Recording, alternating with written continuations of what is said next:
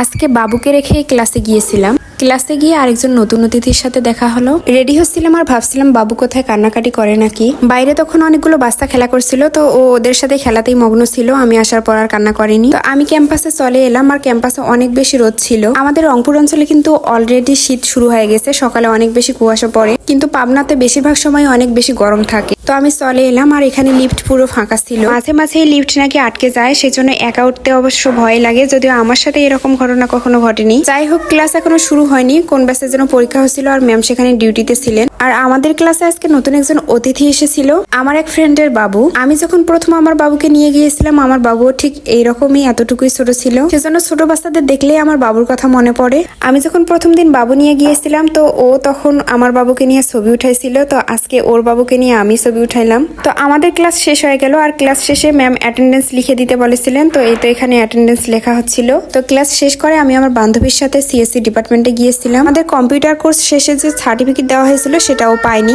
অবশ্যই এতদিনও আশির জন্য নিতে পারিনি, তাই ওকে নিয়ে গেলাম। কিন্তু আমরা গিয়েছিলাম একদম লাঞ্চ টাইমে, আর গিয়ে দেখি পুরো অফিস রুম ফাঁকা।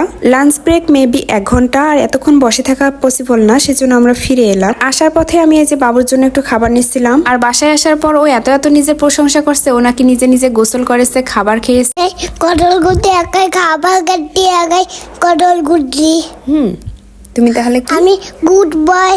তাই আজকের মতো এই পর্যন্ত, আল্লাহ হাফেজ।